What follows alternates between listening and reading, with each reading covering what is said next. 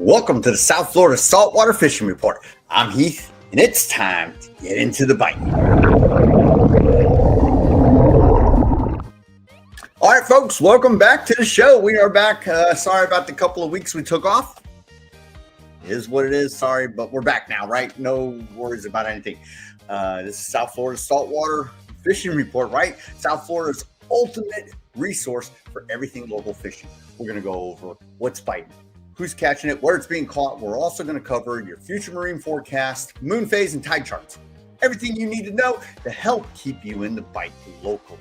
Before we get started, though, if you want to learn more about fishing, grow as an angler, just see some great and exciting offshore fishing adventures, you can start by hitting that subscribe button and joining the South Florida Saltwater Fishing family. All right, folks, like I said, we had, hey, how you doing? Thank you. Like I said, I'm getting to it. I'm sorry we had a couple of weeks off, actually I believe it's 3 weeks, maybe 4. I'm not sure. But you want to talk about everything that possibly could go wrong? It did. Anyway, that's that.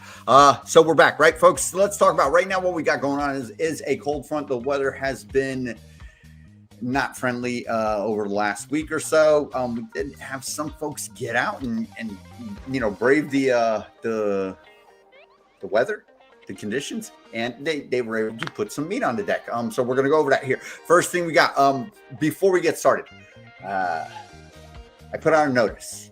We are officially back up and running, doing offshore productions, right? So the South Florida Saltwater Fishing channel, the YouTube, the episodes are going to continue. The offshore adventures, the seminars, all that stuff is coming up real soon, folks, right? I'm not lying. I got notes. I swear I'm not. Production bunk sheet, no peeking. That's a secret stuff right there. Anyway, yes, we are back filming, okay? I'm scripting all the stuff out, writing good storytelling. Hey, Pedro, how we doing? Yes, detail geeks. It is very rough right now. Yeah. We're not getting out for the next couple of weeks, which gives me more time to plan. And in the meantime, you guys will start seeing some shorts, bait rigging, knot tines, all the stuff that we used to do. We're going back to it. I wish I had an excuse why the production stopped for about 1.5 years, almost 2 years, other than getting injured and life going wrong. All right, but so look forward to it coming soon, and I will let everyone know. But like I said, in the interim time, before we really get up and rolling, you're going to see a few blips and bleeps and the good stuff starting to come full circle again. All right, and then what else do we got going on? We got, that's the focus of that. Keys are calm. Might need to head down there. Yeah, you know what? Thanks. You know what? I got to head to the Keys too. Yes. We all need to go to the Keys. So that's what we got going on, right, folks? The return is imminent. So let's get started with this, right? The first thing we got is a opening coming up for those of you who like stone crabs. Crap, I can't really do it. I'm going to share this. They're messing up my studio here, and I haven't done it in a couple of weeks. Right, here we go. All right, stone crabs, right, folks? FWC, it opens up October 15th. So if you are a recreational fisherman and you have a recreational saltwater license, you can have up to 5 traps. Now, the caveat about this is if you have 4 family members and they each have a like a registered license and it's up to date, they can have 5 traps. So you can have 20 traps if you have 5 people in your family, and the possibilities are endless. So that's what you go. There are a few things. You have to buy a tag from the FWC. The tag is free, but it just gives you a number that you have to engrave on your traps. You also have to have your name, your telephone number, and address engraved in it. And then your float has to have a big R informing FWC that it is a recreational trap. So that's stone crabs, right? If it's in your local area, you can get them. The Keys is a great place to get them in the grass flats. Up here further north, where we are in the Tri-County area, you will have to go into the intercoastal and drop your traps by pilings, by bridges. That's where they hang out. They do hang out in the intercoastal. You can fish for stone crab in the intercoastal. You just cannot have your traps in the navigable waterway. Don't let anybody tell you any of these weird Karen grandmas that are going to walk out on their yard and tell you, I don't want your trap there. I don't care what you say. Call the cops all you want. I can fish here. I'm not on your property. You don't own the water. There we go. We've heard it a million times from, anyone and everyone. You just type in, I don't know, Marina Karen. You'll find a million videos on it. All right, so that's where we're at with stone crabs. Right now, let's get into this. So we've got this week the report was hard to get because the weather, and man, we're looking at 4 or 5 foot seas. Some people got out there. It's the report that we're getting from the forecasters from everywhere. It's all over the place, and it's actually a little bit embellished. The seas are not as bad. Is it calm?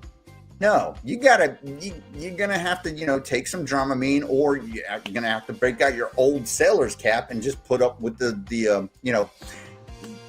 way the ocean is. It's mad ocean right now. We've got we're in that tropical peak. We're actually on the downside of the peak of hurricane season, but the storms are rolling through. We've had high pressure to the north, which is just pushing that wind down, pushing all that water, and creating a very unfriendly ocean right now. Anyway, let's get up to fishing, right? So we'll start off here with some fresh water. We got Marlo Kennedy Aleva, the skinny water queen on the lake, and showing everybody how to catch big old largemouth bass. Hey, always doing it when you get out, and when the wind is not letting you get out there and do it, what do? You go hit the lake. I'm not sure if this is Lake Okeechobee or where it is, but hey, great catch for Marlo. Let's go over to Reef. We got Nick Mosley. He went out there and definitely hooked it up. I can actually see the blue runners in the bucket now that I've zoomed in. So he wound up with, he said he caught a few vermilions. Most were shorts. This one was a keeper, good to go. We got the king in there. We got the sand tile fish. Everybody says, hey, you can eat those. They call it the slippery dick. This is actually not a slippery dick. You are mislabeling it entirely if you think that that's what this is. A slippery dick is actually in the wrasse family. It's not in the tilefish family. So this is a sand tile fish, and yes, you can eat it, or they make great deep drop bait. So just think about that. You got the lane snapper, a little bit of everything in here. So you can see he pounded the reef. He ended up with, the pelagic, tried his best out a little bit deeper, and I said, hey, call it. It looked like he came on in, and he ended up with a huge buffet of a little bit of everything. So there we go. Nick, congrats on the buffet. And here we got Derek. Derek went and hit the beach. He's got pumps, he's got Spanish mackerels, he's got mangroves, and a bucket load of Jack Crevalle. So this is what's swimming around right now. It's that time of year where the Spanish Max, the bluefish, obviously the Jack Crevalles are going to be coming through. We've got this mullet run, right? The mullet run is it's not really set in one place. Sometimes they're right off the beach by the millions. Sometimes they're in the inlets. I've heard reports of Boynton, Boca. They show up, and then the next thing you know, the next day you go there and they're non-existent. If you're looking to net the mullets, travel up and down the intracoastal. That will be your best bet, unless you're willing to get in a couple feet on the beach where you can get close to it and look for. There we go. All right. So yes, Jack Crevalle, Spanish Max, bluefish, and the pompano are hitting right. Pedro would actually probably be the man to ask about that.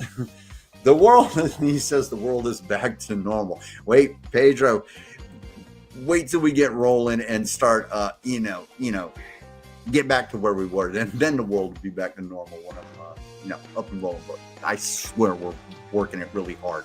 All right. Yes. So that's what we got from this week, right? So, but that's just. It's not really, that's not really what we're looking at, right? That's not a true thing. We're in Wahoo season, right? So we got Mike been out. The other, this is from last week. He ended up with 2 Wahoos. Great. He said he caught them between $1.80 and $2.20, right? Now we've also got dolphin, Lafayette Malone. Of course, we got the snook. They're munching on the mullet. So, if you go somewhere, get into your park and you go and get her done. He's also got a couple of videos of, everything that they caught. Let's see what he's got going on here. Got some deep dropping.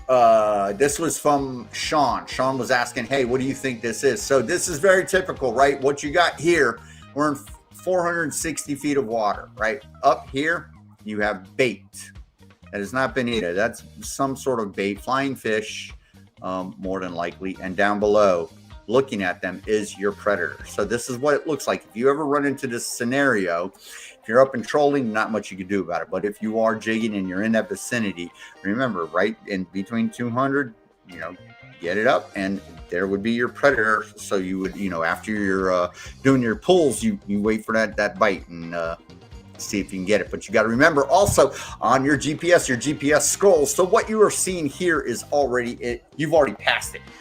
That's not right underneath your boat anymore. All right, so let's continue, folks. So let's talk a little bit, because the posts are all over the place, and I'm playing catch up here, trying to get everybody keep the short, sweet, simple, and to the point. So here's what we're going to do. We're going to shut that off, and we're going to say, I talked to a couple of people. They asked, what's biting right now? We got dolphin are on their fall run. So what happens is you get 2 migrations of dolphin, mahi, whatever you want to call it, during the year. The first is from about late May, early April through July. Those are your schoolies, right? They're going to be out and they're going to be heading south. They'll be going, they will be heading north during the first run, which is, like I just said, they're going to be heading north with the stream. Okay, so they're out deep. They're in the stream. They're heading north very fast. They're here one day, not there the next day. Well, they're always changing depths too. But, typically if you see dolphin being caught at 1,000 feet, you go out there. And right now we're in the fall run. Now in the fall run, these are the bigger dolphin. They come in shallower and they head south on the inside of the stream. And then once they get south, they'll come and they'll head back north, after they've spawned and rounded down in the Caribbean and made their pass through the Sargasso Sea.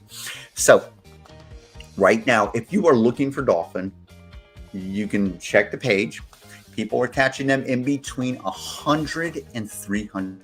You don't need to go out 57 miles to try and catch one dolphin. You don't need to head to the Bahamas. You don't need to go halfway there. Go out 2 to 3 miles offshore and troll in and out of the reef like this. Don't troll the reef straight across. That's not how we troll the reef, right? Go in and out, looking like bait fish, 100 to 300 feet. The dolphin are there. Yes, and then again, don't just, if you're going for the dolphin, you're over a reef, so you're not really blind trolling.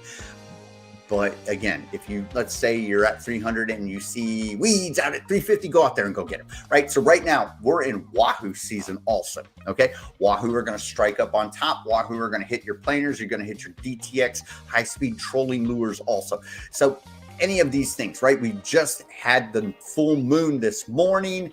We've got king tides. What's that mean? How does a king tide happen? Well, the king tide happens when the moon is at its closest point. When we get the moon at its furthest point away, we will have what is the extra low tide and the not so high tide. But right now the moon is very close, which is why we have king tidal flooding happening. And when you couple that with some rainstorms, especially down in Miami, it can be rather, obnoxious with the wet stuff we call H2O. Anyway, so that's what we got going on, right? King tides, the major fish right now that are biting are the mahi and the wahoo. Now, not to X out your king mackerel. The king mackerel bite is very good right now. Again, live baits, planer trolling, whatever you floats your boat that you really like to do. And the snapper bite is not dead too. So if you're not one of the folks who's in tune with trolling and that's not your cup of tea, get up on that reef. The mutton snapper, the yellowtails, the mangrove bite from that is kind of petering out from when the spawn was about a month ago. So, but you can still catch them. If you're in the mangroves, 50 to 30 feet, yellowtails, 60, 70 out to 90, mutton snapper, find your structure 90, buck 50 or so, and be looking for the big boys. You will get the ones upcoming in May. That's when they go in shallow and start spawning. All right, so that's what we got. I've also seen a couple of random cobias caught. It's not the time of year that You really do. Here on the East Coast, they are almost an incidental catch. It's actually easier, I think, to target and catch wahoo than to find a cobia out here. That's my personal thought on that. All right, so let's move on, folks. Right, so let's get into this weather. Like I said, right now we've got this cold front. A cold front has moved through. Now, don't go, oh, he said a cold front. No. In meteorologist terms, hey man, I'm trying to get out, but the weather sucks.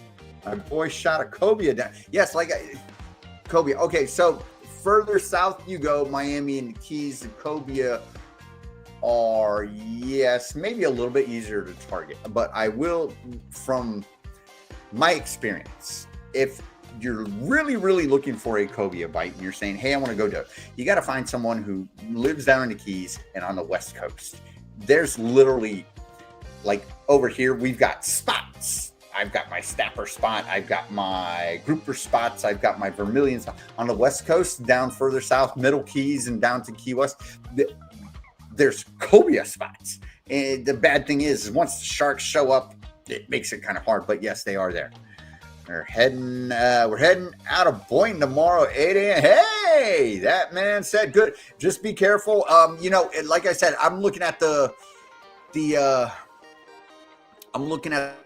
I'm sorry, I'm tongue-tied here.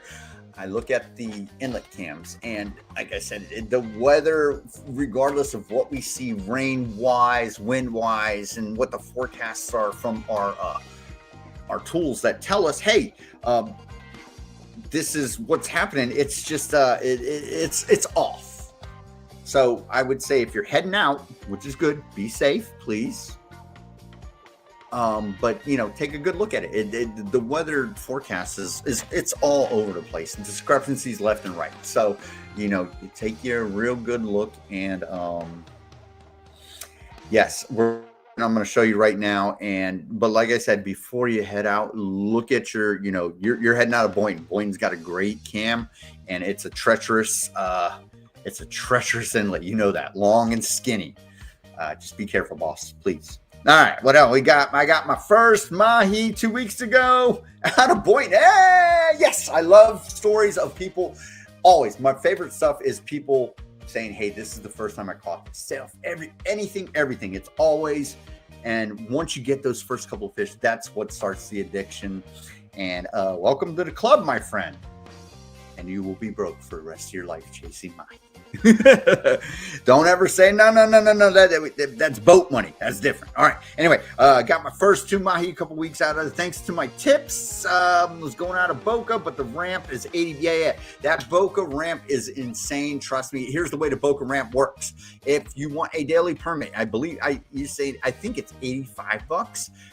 If you live within the city of BOCA, not unincorporated BOCA where I live, check out this shaft. If you live within the city of BOCA, you have to look up their boundaries. It's $200 for the Silver Palm boat ramp per year. Okay.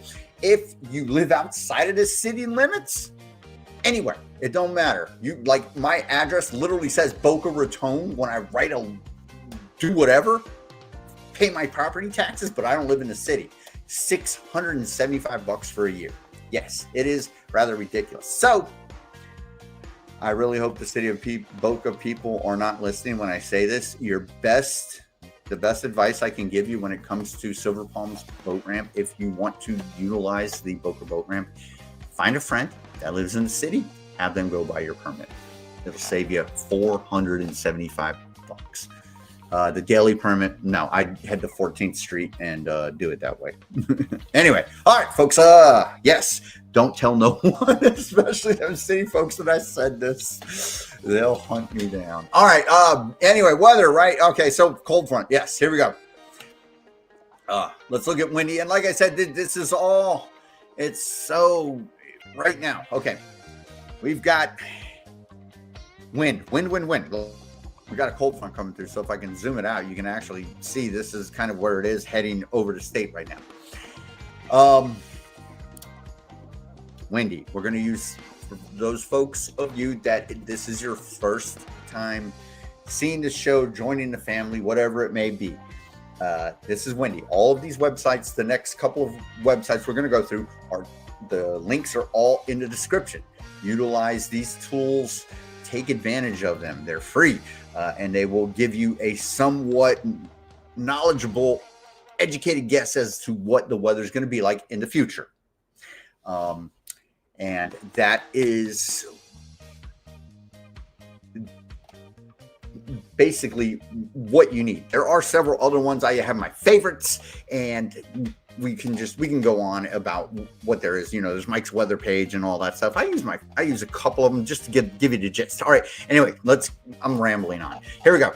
So windy, right? You can point and click on a PC or use your phone and just scroll with your finger, and it'll show you this. It'll show you your wind speed, its direction. It'll show you wave heights. It'll show you rain accumulation anywhere, depending upon which one of the pages you pick on.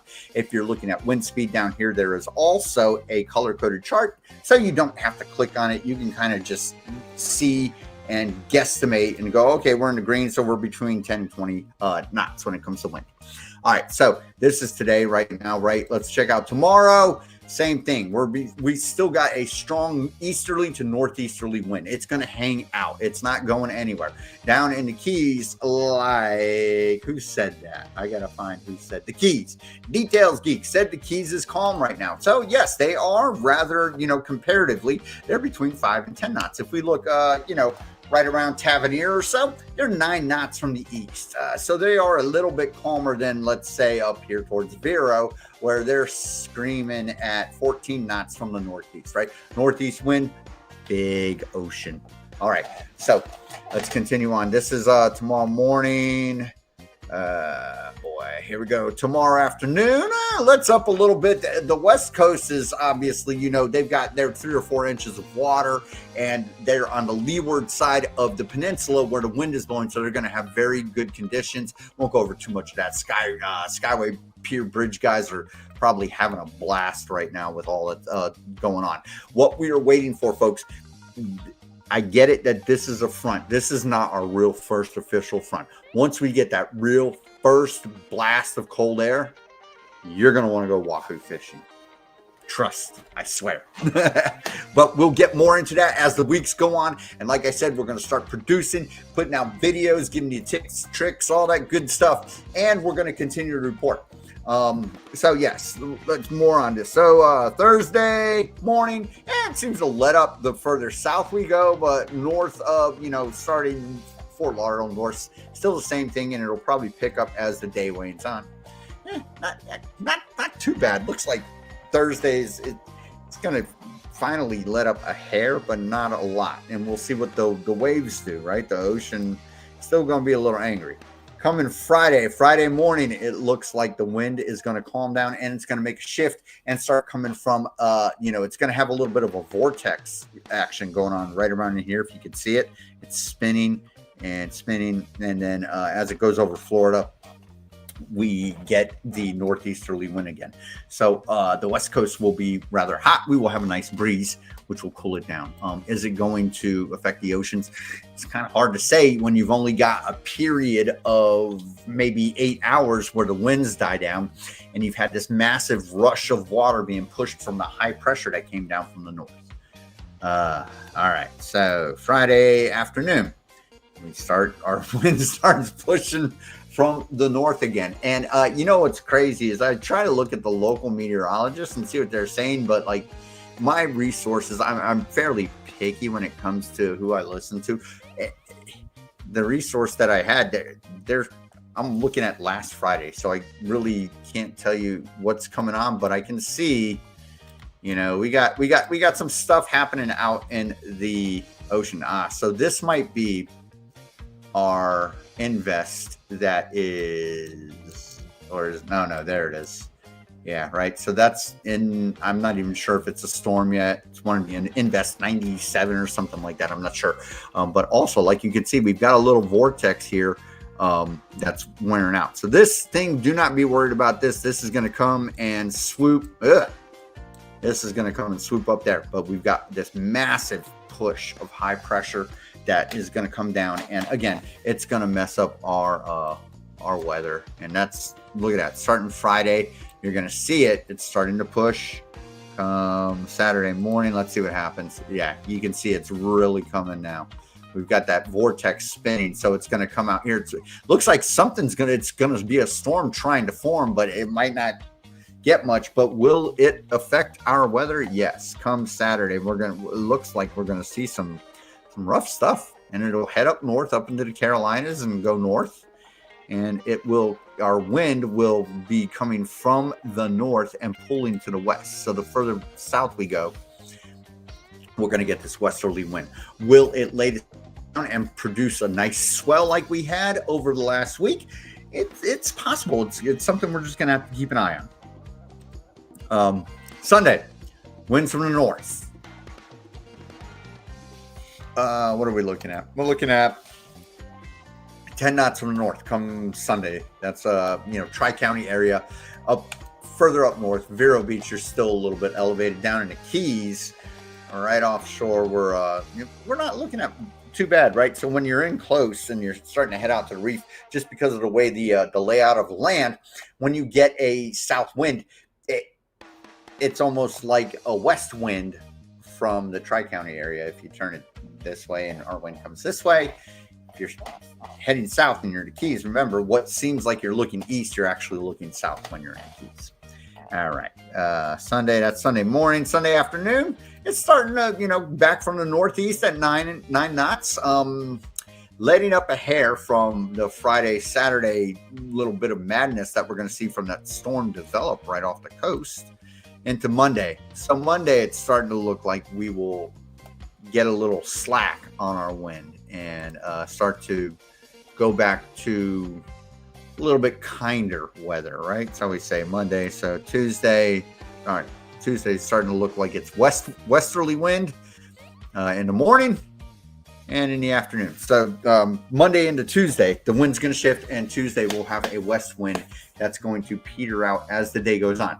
So I would say sometime next week, midweek, we're going to start looking at, some nice flat, calm conditions again that we can get out there and,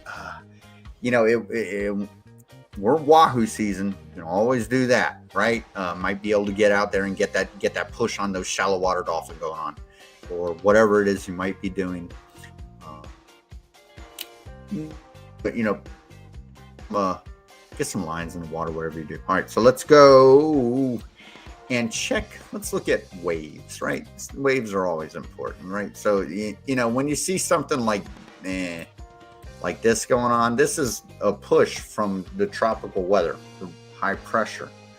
All right. And like I said, out here right now, we've got this storm, but it's going to swoop up. It's going to have nothing but will it throw a swell at us like this last storm that came by did? It's possible. We'll find out. Like I said, sometimes when you get those west winds, it's just waves from the west. And once you get offshore, I'm going to try sword fishing on my jet ski.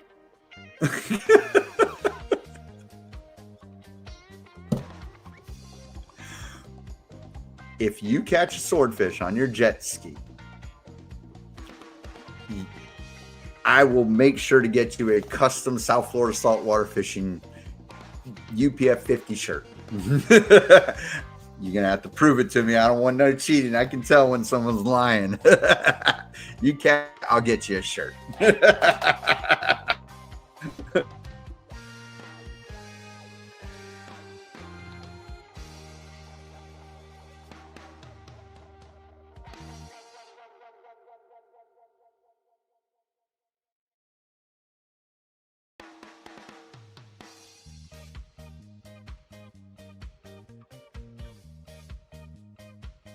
And we're back. I hate it when that happens. That's my lovely internet. Anyway, so we've got someone who says they've seen swordfish caught on a jet ski. It's Sean, by the way. Oh, Sean, what did you do? My Lord. Okay. Now at least I know who I'm talking to. Thanks, Sean. I was like, wait a minute. You know what? Yes, you deserve it. If you get that swordfish, heck, I'll come out with you on your jet ski. Anyway, all right, all silliness Thanks for showing up, Sean. Yeah.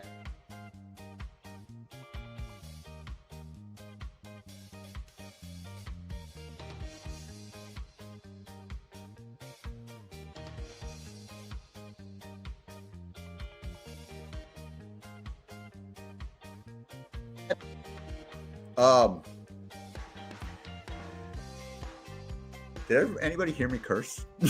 Anyway, Sean, yes, thanks. Now I'm used to just seeing your name come up on your on the YouTube page, on the Facebook page. All right, now I ask you a question. How often do I do these live videos? These live videos are once a week, every Tuesday at 6 p.m. Now, once we get up and rolling here in a few weeks, and we're starting to come out with the videos are starting to come out Sunday nights at 6. This show, we are going to shift it one day to Wednesday at 6 p.m. I'll make a big announcement, but yes, we are going to shift it. It's going to do two things. Once we shift the show from Tuesdays to Wednesdays, first thing is it will give everybody an extra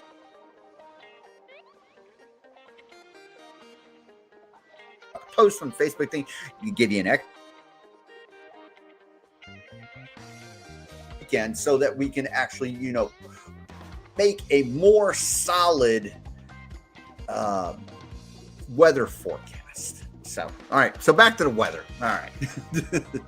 Yes. Every Tuesday, it will be every Wednesday at 6, but for now, every Tuesday at 6. And it's a permanent thing. You can go in and always look at it after the fact. Once the live show is done, it doesn't disappear. All right.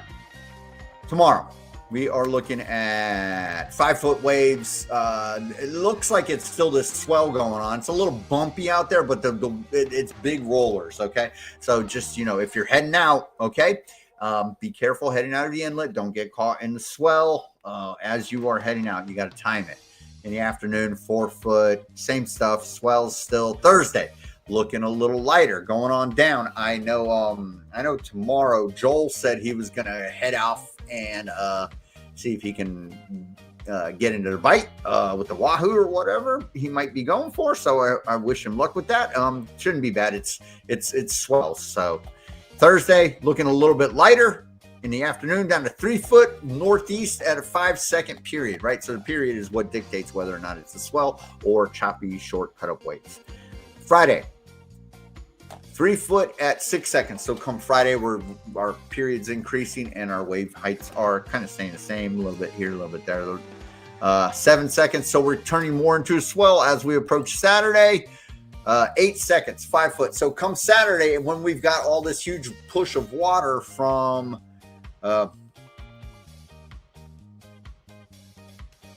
seems like the swordfish bite is pretty. Yeah, this swordfish are a year-round thing, man. I'll be honest with you. It's a fish and a half, especially on a jet ski. Even in a small boat, they jump. They're nasty fish when you start hooking them with gaffs and stuff. So just be careful. They will swing their bill around, and you don't want them puncturing a hole or actually hitting you with it. And like I said, they do jump. I've seen them jump into boats and they do damage. So, if you're serious about doing that, I watch some videos on people who do it from jet skis, and be careful. My advice is, once you get them to the top and you can see them, start dragging them. So you get them worn out as you can. And then when you get them close, wrap that tail and pull them backwards and drown him. That way, nothing bad happens if you get to that point. All right. Saturday, right? 5 foot swell, 8 second period. And like I said, all this water is being pushed. Remember, we saw that storm that we said is going to come up here and then go up into the Carolinas and into the graveyard. But man, look at all this. That's high pressure forming, right? And we've got that storm, like I said, that formed out here, and it's going to swoop up there and have no effect of us, but it is going to send a massive amount of water our way. Remember, a hurricane or a tropical storm from the Atlantic or in the Pacific, it doesn't matter. It's like the effect is like an upside down earthquake.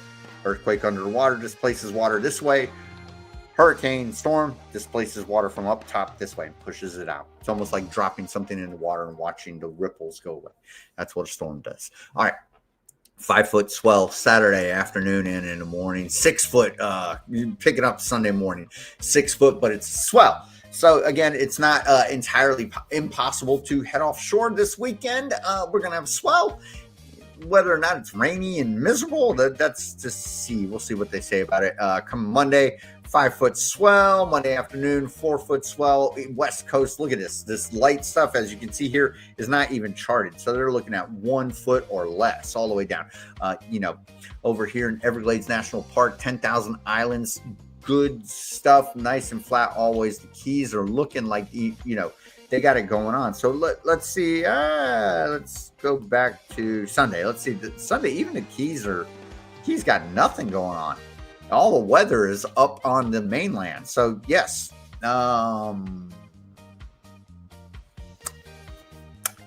yes, the Keys are very light work. If you've got the ability to head down there this weekend and do it. All right, Monday. Let's see what we got going on. Still 4-foot swell Monday. Do it. Go do it, man. You got a jet ski, man. You get down there in 2 hours. Go to it all depends. Let me know where you go. I got numbers off Key Largo if you want me to give you something. But I'm not doing it here on this show. No. Just either email me or hit me up in the Messenger, Sean. I can if you head down there. Anyway, 4-foot swell Monday afternoon. 4-foot swell stays the same. So again, we got the yes, past Molasses Reef, right? Okay, very cool. So where I would tell you to go would be one reef north off the elbow. I got some spots, and I can show you the pictures of the fish out there. But yeah, in between Molasses and the elbow is a solid reef line. Up and down there, the fish are there, and the dolphin are in close. It's wahoo down there. Wahoo fishing down there is great, especially this time of year.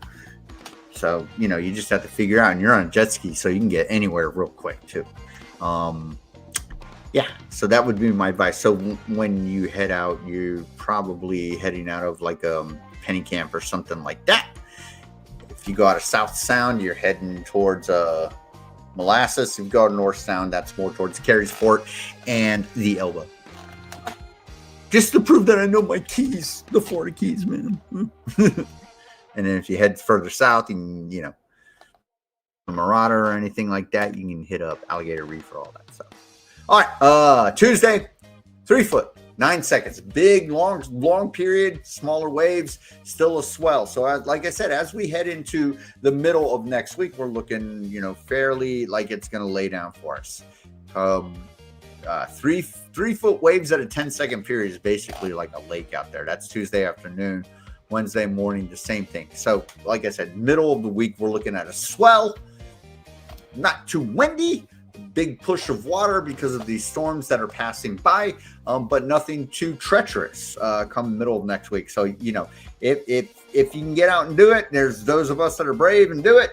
Go out there and do it. Just be safe. If not, wait till the middle of next week. And if you are one of those folks that you work the 5 days of the week that we love, and you only got the 2 weeks, the 2 week off where it's always rough weather, I would wait till hold off and see what happens the following week if you're not into really sporty conditions. All right, so that's what we're looking at. Let's go and close that out. Now we're going to go to WindFinder, which is basically the numeric version of what we just went over. We're going to see what they say and see if they jive. See if we can get some folks out on the ocean, right? Tomorrow, again, winds from the east, double digits, mid double digits, not very gusty at all. Rain. So we've got light rain chances, not very much. Partly cloudy. So starting in the morning, it looks like they're calling for light rain all day. Today, which is today, here's Tuesday. We saw what happened, right? And like I said, we've got this frontal boundary coming through, which is going to produce us some rain, and then it'll cool off. It'll be like, half a day of nice air. Maybe tomorrow morning when you walk out the door, it might be in the mid 70s or maybe low 71-ish. That would be great, man. I love that stuff. All right. Thursday, northeastish, heading into Friday's easterly. Again, following that storm that's riding up the coast into the North Carolinas. Thursday, flood conditions. Friday, raining. Sucks. So, but it's okay because those 2 days we saw that the weather is, the waves, that's turning into a swell, but it's not very swelly yet. It's going to be big stuff, closer period. The following 2 days that we get after the weekend is when our swell is going to form. Saturday, we've got variable winds, low wind speeds, not too much worse on Sunday, but then again, we've still got the waves being pushed from these storms. You got to understand the concept. Just because the wind lets up for 8 hours does not mean the ocean cares. It doesn't. And then we come into Monday and Tuesday where we start getting our northeasterly wind, and we're looking at the swell.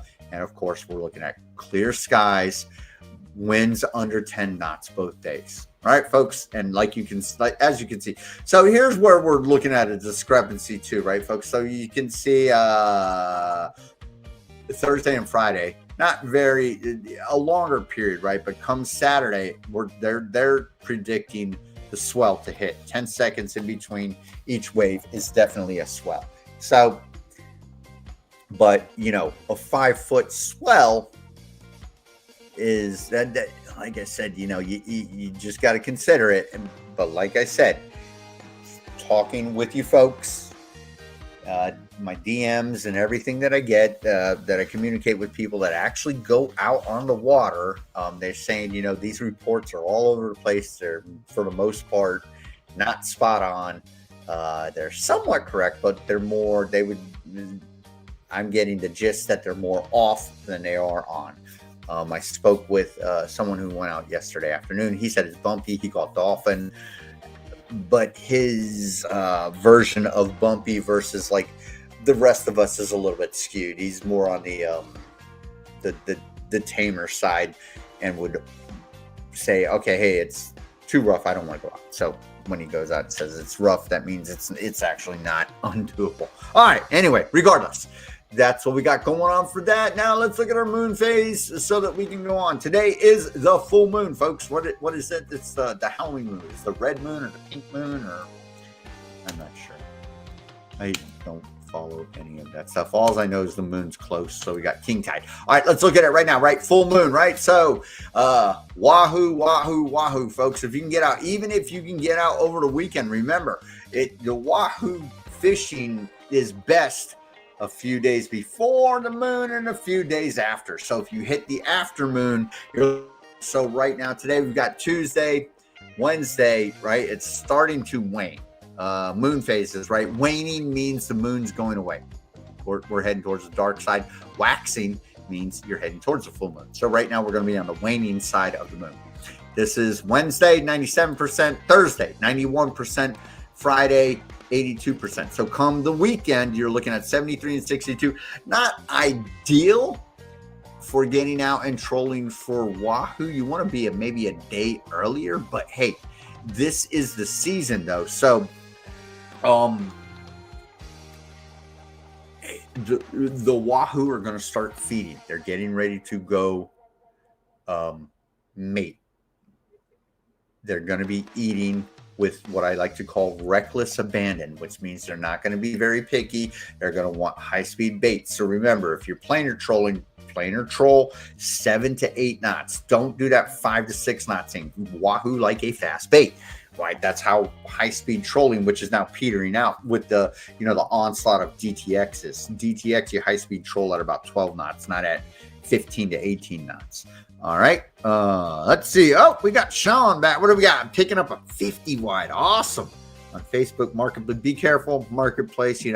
That's basically the Temu of Facebook. But hey, great. Yeah. If you get a 50 wide, that's honestly, at 50 wide, I'd put 30 mono backing and then put at least 300 yards of 85-pound braid on that. And then it all depends upon how you're going to troll with it, whether you're going to do high speed or whether you're going to bust out a planer or just keep the top water, that's going to dictate your top shot, Sean.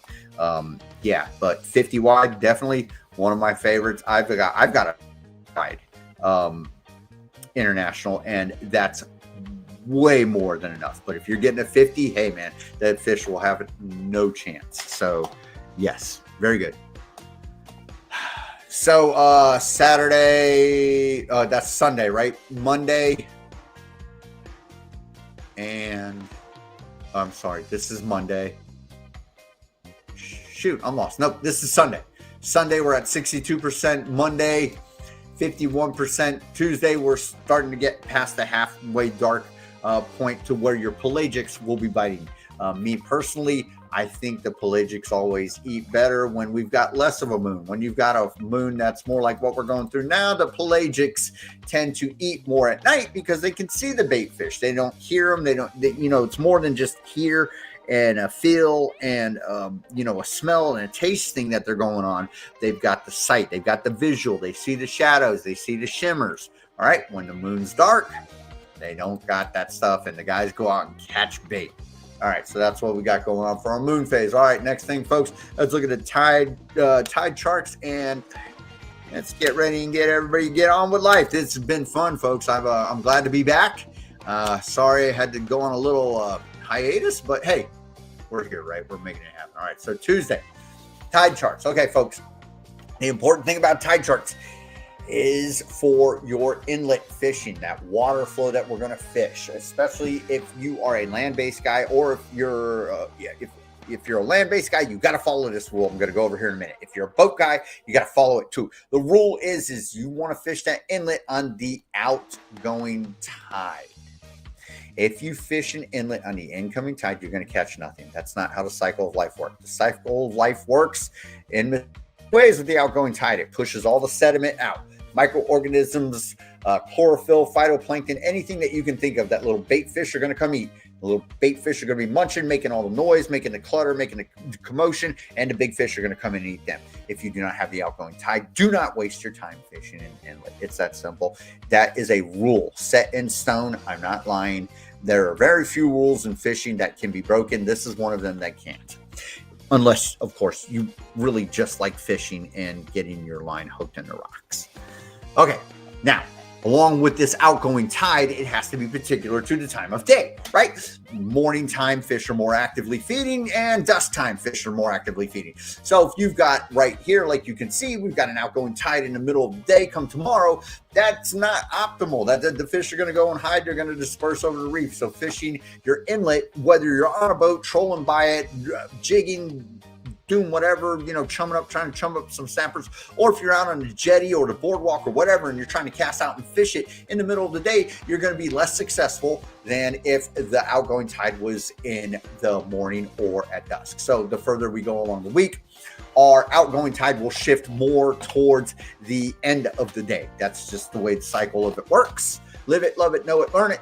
Come Saturday, our outgoing tide, you might be able to hit the afternoon end of the tide and get in on that bite. Come Sunday, same thing, and into Monday. Now Sunday, check this out, which is what we like. Sunday, as day breaks, we are looking at the slack tide. We're in between tides, right? Now the cool thing about this is come next Monday and Tuesday, which are not on this chart.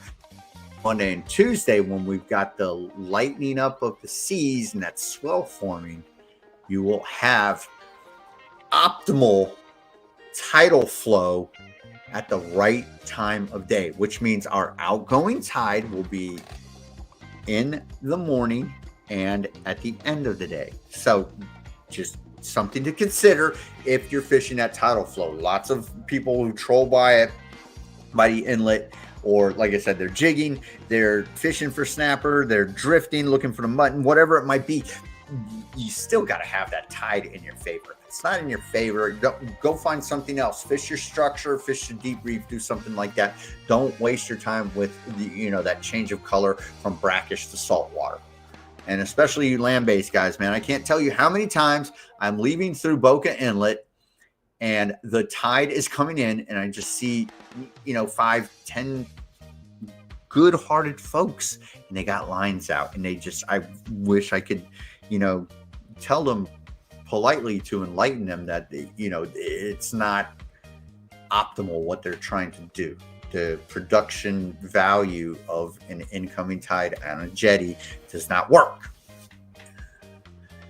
Some people take it and say, hey, thanks for the advice. Other people get offended and tell me to go screw myself. All right, here we are, folks. All right, so that's our tide charts. Hey, great. All right, so that's everything, right, folks? The fishing. Wahoo, wahoo, wahoo, folks. Get ready and do it, just like getting ready for the return. And like I said, really soon here, oh my Lord.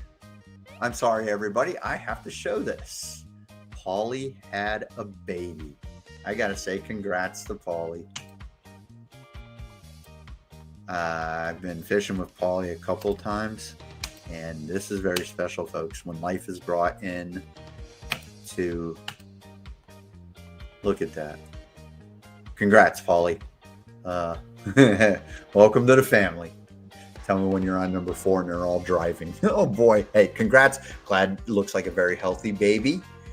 Mom and dad are happy, and that's what counts. This is what life is about, right, folks? All right. Okay, so before we head out, folks, I just want to invite you. Let's see how I get to this. This is on my page. We're gonna get to it right now. If you are on Facebook, right, join South Florida Saltwater Fishing Report. It looks like this up here, as you can see. You just can't see the report because of the blue stripe, which means I'm the administrator. It's a private fishing group. We are up to 2,400 members, give or take, plus. Private group, right, folks? You have to sign up for it. You have to ask to join. Real quick questions. What's your favorite fish? And are you going to follow the rules? The rules are simple. No selling crap, no spamming, nothing. I'm a master in finding spam thanks to AI. It tells me when it thinks some of you are spamming and trying to annoy the crap out of people, like with false, fake detail advertisements for detailing their boats. Anyway, I promote YouTube channels. I promote Boat Captain's Gym, 4J's Charters out of Boynton. If you're looking for a charter captain, Neil Link out of Palm Beach. We got Destin Buyer down in the Keys. There's all sorts of charter boat captains. Don't forget our fleet. We've got Captain Tommy on the Texas Wireline, Live Wire. Which one is it? I'm not sure. Tommy Oberlin, great captain. Starlight 101, drift boat right there out of Hillsborough Inlet, folks. So all this stuff, remember. And when it comes to this Facebook page, is what directly drives this. So as much information as we can take from the public, from you folks, making it happen at home, making it here so that everyone can get out there and have fun, and we can be a great fishing community. Join South Florida Fishing Report, folks, and make it happen. And every Monday I put out, my thing's having a weird thing right now. I put out this sort of little brag board post, right, every Monday. It looks something like this. And if you put something on this post Monday, of course, if we have the show and life isn't kicking my butt, you're guaranteed to be showcased on the show. And as always, you end up with a chance to be the thumbnail of the live stream YouTube video. All right, folks. So that about does it for this episode. Before we get out of here, one last thing, folks. If you're in the market for some fishing apparel, one of them UPF 50 fishing shirts, like I told Sean I was going to get him, if he catches that swordfish from his jet ski, Sean, you'll be looking at getting one of these. You catch that swordfish and you tell me what you get for you. There he is. Yeah, Jim. Hey, Jimmy. You seen the thumbnail yet? Anyway, yes, this is Captain Jim from Boynton, folks. Best of the best. All right. Great all around. He's taken out folks that I know.